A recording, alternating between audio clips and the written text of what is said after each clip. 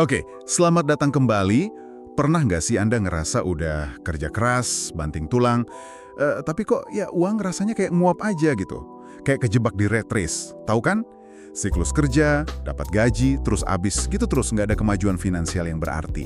Nah, Anda nggak sendirian kok. Banyak banget yang lagi cari cara, cari panduan gitu ya, gimana sih ngelola uang biar hidup bisa berubah. Dan uniknya nih, panduan yang paling dasar, paling abadi gitu ya, justru datangnya bukan dari teori keuangan modern yang ribet. Bukan ya?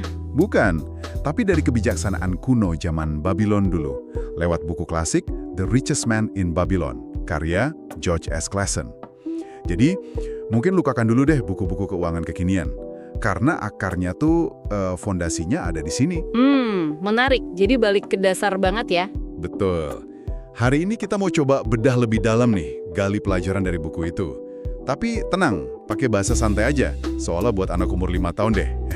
Plus contoh-contoh yang relevan buat kita di Indonesia. Misinya simple, biar kita paham kalau kaya itu bukan sulap, tapi hasil dari aturan sederhana yang dilakuin terus-menerus. Oke, siap ya? Mari kita mulai bedah. Siap. Mari. Nah, cerita utamanya itu dimulai dari dua orang sahabat. Namanya Banshir, dia pembuat kereta. Sama Kobi, dia musisi. Dua-duanya ini jago banget di bidangnya masing-masing. Top lah pokoknya. Tapi, ironisnya, dompet mereka tuh tipis terus. Kempis. Kayak banyak orang ya, skill oke tapi finansialnya gitu deh. Persis. Akhirnya mereka sadar nih. Kayaknya masalahnya bukan kurang kerja keras deh. Tapi, kurangnya pengetahuan. Pengetahuan soal cara kerja uang. Nah, itu dia kuncinya. Pengetahuan. Iya. Dan langkah penting mereka berikutnya bukan cuma ngeluh, tapi mereka mutusin buat nyari Arkat. Siapa tuh Arkat? Orang paling kaya se-Babylon. Tujuannya belajar. Jadi pengakuan kalau mereka butuh ilmu, terus berani bertindak, nyari guru, ini titik baliknya nih. Dan ini relevan banget loh buat kita sekarang. Sering banget kan masalah utamanya itu bukan miskin-miskin amat gitu ya, tapi rasa putus asa. Rasa udah kerja pol-polan tapi kok nggak ada perubahan finansial gitu. Bener juga. Pendapatan gede pun kalau nggak bisa ngelolanya ya sama aja bohong, nggak jamin makmur. Jadi langkah pertama yang paling fundamental buat Anda ya kayak Banshir sama Kobi tadi. Proaktif, cari pengetahuan, cari bimbingan, jangan pasrah aja sama siklus yang gitu-gitu terus. Oke, jadi Arkat ini akhirnya mau nih ngajarin mereka. Dia bagiin rahasianya lewat apa yang disebut 7 obat untuk dompet kempis. Keren ya namanya. Haha, kayak resep dokter ya? Iya, kayak resep. Kita bedah beberapa yang paling penting ya. Obat pertama, mulailah menggemukkan dompetmu. Ini prinsip yang terkenal banget. Bayar diri sendiri dulu atau pay yourself first. Gampangnya gini, bayangin Anda dapat 10 keping, ya anggap aja 10 kue deh. Nah, sebelum kue itu dibagi-bagi buat yang lain, langsung ambil 1 keping, 1 kue, simpen buat diri Anda di masa depan. Sisihkan dulu ya. Betul. Sisanya, yang 9 kue itu, nah itu baru deh boleh dipakai buat kebutuhan lain, bayar tagihan, dan sebagainya. Contoh zaman sekarangnya gimana? Gampang. Misal penghasilan Anda 5 juta sebulan. Begitu gajian masuk, cus, langsung transfer otomatis 500.000, 10%-nya, ke rekening tabungan atau investasi yang beda. Sebelum bayar-bayar yang lain ya. Persis.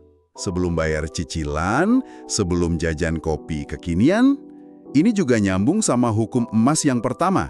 Uang itu bakal datang dan betah sama orang yang nyisihin minimal 1/10 pendapatannya. Nah, yang perlu digarisbawahi banget di sini, ini tuh bukan sekedar nabung biasa loh. Ini tuh revolusi prioritas. Ada perubahan identitas yang fundamental di sini. Anda secara sadar, gitu ya, mengubah diri dari cuma jadi konsumen, jadi pembangun kekayaan. Jadi pembangun kekayaan ya. Iya, ini artinya Anda menghargai kerja keras Anda sendiri. Anda ngasih diri Anda kontrol psikologis. Anda bilang ke diri sendiri, sebagian hasil kerja keras gue ini emang buat masa depan gue, bukan cuma lewat doang. Oke, masuk akal banget. Jadi prioritasin diri sendiri dulu buat masa depan. Nah, udah berhasil nyimpen nih 10%. Tapi kan tantangan berikutnya, gimana caranya biar sisa 90%-nya itu nggak bablas juga? Nah, bener. Biar simpenan yang 10% tadi nggak kegerus lagi gitu kan. Ini kita masuk ke obat kedua. Kendalikan pengeluaranmu. Bayangin aja kayak ember bocor. Mau diisi air sebanyak apapun, kalau bolongnya banyak, ya nggak bakal penuh-penuh kan? Ngucur terus. Nah, bolong-bolong itu ya pengeluaran nggak perlu. Kuncinya apa? Bikin anggaran, budgeting. Biar bisa misahin, mana sih yang beneran butuh? Makan, tempat tinggal, transport kerja. Mana yang cuma pengen? Nongkrong tiap sore, ganti HP padahal masih bagus, langganan streaming yang jarang ditonton. Bedain butuh sama pengen ya, itu kadang tricky juga sih. Iya sih. Tujuannya apa? Biar kita bisa hidup dengan ya maksimal 90% dari pendapatan kita lah. Jadi selalu ada sisa yang 10% tadi buat digemukan, buat ditabung atau diinvestasiin. Soal anggaran ini banyak yang salah paham ya. Dikira kayak ngekang diri, kayak penjara finansial gitu. Iya sih, sering denger gitu. Padahal fungsinya justru kebalikannya loh. Anggaran itu malah melindungi impian besar kita. Misal, kita pengen punya rumah atau dana pensiun nyaman. Nah, anggaran ini ngelindungin tujuan besar itu dari godaan-godaan kecil yang impulsif. Oh, jadi kayak satpam gitu ya. Jaga gawang biar nggak kebobolan sama pengeluaran nggak penting. Bisa dibilang gitu. Ini soal conscious spending namanya. Pengeluaran yang benar-benar kita sadari, kita putusin tujuannya apa. Biar kita jadi sutradara keluhan kita sendiri, bukan cuma penonton yang reaktif sama keadaan. Oke, mantap. Jadi 1, sisihkan dulu 10%. 2, kendalikan sisa 90%-nya pakai anggaran. Terus apalagi nih? Uang yang 10% tadi diapain? Disimpan di bawah bantal aja? Haha, ya jangan dong. Nanti dimakan rayap. Nah, makanya ada obat ketiga, lipat gandakan emasmu. Maksudnya, uang yang udah kita sisihkan itu jangan didiamin aja. Ibaratnya dia itu pekerja. Kalau cuma disimpan, ya dia diem aja nggak ngapa-ngapain. Tapi kalau kita suruh kerja, kita investasikan, dia bisa ngasilin anak. Anak itu bunga atau imbal hasil ya? Betul. Dan nggak cuma itu, anak-anak ini nanti bisa kerja lagi, ngasilin cucu. Ini yang namanya bunga majemuk atau compounding. Kekuatan pelipat gandaan. Wah, jadi kayak beranak pinak gitu ya uangnya? Iya, makanya penting banget investasi. Contohnya apa? Ya bisa lewat reksadana. Itu kayak wadah patungan investasi gitu, dikelola sama manajer investasi profesional. Atau instrumen lain lah. Intinya uang kita kerja buat kita, bahkan pas kita lagi tidur. Nah, secara strategi nih ya, ini ada pergeseran penting. Dari yang tadinya taktiknya bertahan, nabung, hemat, sekarang jadi menyerang, mengembangkan kekayaan. Oh, jadi ada defensif, ada ofensif ya? Betul. Nabung itu penting banget, fondasi. Tapi investasi itu jalan aktifnya buat bener-bener jadi makmur, buat dapat potensi pendapatan pasif. Pendapatan pasif, itu kayaknya impian banyak orang ya? Iya dong, tujuannya kan kebebasan finansial. Kondisi di mana kita nggak lagi harus terus-terusan nuker waktu kita buat cari uang, uangnya udah kerja sendiri. Keren banget. Tapi ngomongin investasi, ngembangin kekayaan, pasti ada resikonya juga kan ya? Nggak selalu mulus gitu aja. Jelas ada. Makanya obat keempat ini penting banget, jaga hartamu dari kerugian. Gimana tuh caranya? Di buku itu ada cerita si Arkat sendiri loh. Di awal karirnya, dia pernah ketipu. Jadi dia nitipin tabungannya ke temennya, namanya Azmur, seorang pembuat bata. Pembuat bata. Terus? Disuruh beli permata langka di negeri jauh. Nah, karena si Azmur ini nggak ngerti apa-apa soal permata, namanya juga pembuat bata ya, dia gampang aja ditipu di sana. Pulang-pulang cuma buat tumpukan kaca nggak berharga. Duit Arkat ludes. Waduh, kasihan banget. Pelajarannya apa nih dari cerita ini? Pelajarannya jelas banget, dan ini nyambung juga sama hukum emas keempat dan kelima. Jangan pernah taruh uangmu di investasi yang kamu nggak ngerti seluk-beluknya. Jangan ikut-ikutan gitu ya? Iya, apalagi kalau tergiur iming-iming untung gede cepet yang nggak masuk akal. Biasanya itu dari orang yang nggak kompeten atau malah, ya, penipu. Ngeri juga ya. Ini intinya soal menghormati modal kamu. Ingat deh, uang yang kamu kumpulin itu kan hasil dari waktu, tenaga, pikiran kamu. Jangan gampang kesirep sama romantisme cepat kaya yang seringnya malah jebakan Batman. Lakuin riset sendiri dulu, due diligence istilah kerennya. Atau kalau emang bidangnya rumit, ya jangan malu tanya ke ahli, ke penasihat keuangan yang beneran kompeten dan independen. Oke, jadi harus hati-hati banget ya. Ini nunjukin karakter kita juga ya. Hati-hati, rendah hati buat ngaku kalau kita nggak tahu. Persis. Kehati-hatian dan kerendahan hati itu penting. Jadi kalau dirangkum nih, 7 obat sama 5 hukum emas yang juga disebut di buku itu sebenarnya saling terkait ya. Kayak satu paket filosofi gitu tentang gimana sih cara kita berhubungan sama uang biar sehat dan produktif. Betul sekali. Intinya balik lagi ke prinsip dasar.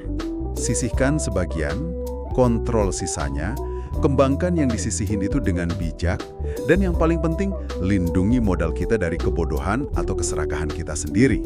Betul. Dan kalau kita tarik benang merahnya nih ya, pengelolaan uang ala Babylon ini sebenarnya cerminan dari pengembangan karakter kita loh. Oh ya, gimana tuh? Coba deh pikirin, butuh disiplin kan buat konsisten nabung 10% itu? Itu hukum emas pertama. Butuh kebijaksanaan buat bedain mana butuh mana pengen pas ngatur pengeluaran, itu obat kedua. Iya juga ya. Terus, butuh kesabaran sama pengetahuan buat milih investasi yang benar dan nunggu hasilnya tumbuh. Itu obat ketiga dan nyambung ke hukum ketiga.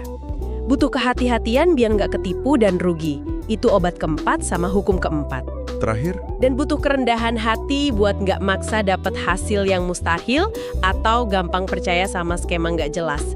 Itu hukum kelima. Jadi lengkap kan? Cerminan karakter banget. wah, dalam juga ya ternyata. Jadi bukan cuma soal angka dan strategi, tapi soal diri kita sendiri juga. Nah, jadi apa nih artinya semua ini buat pendengar kita, buat Anda?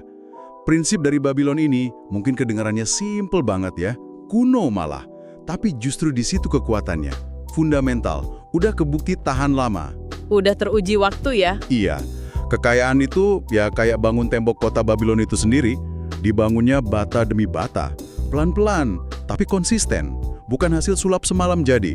Uang itu cuma alat kok, tujuannya ya biar kita dapat kebebasan, rasa aman, ketenangan pikiran. Dan mulainya itu nggak harus langsung gede, nggak harus drastis kok. Ingat cerita Nomasir, anaknya Arkad. Dia kan mulai lagi dari nol, cuma dengan disiplin nyisihin sebagian kecil banget dari upahnya sebagai budak waktu itu. Oh ya, bener. Anda juga bisa mulai hari ini. Coba deh atur transfer otomatis, biarpun cuma Rp100.000 sebulan. Atau coba tantang diri sendiri, 1 hari aja, catat tiap rupiah yang keluar dari dompet.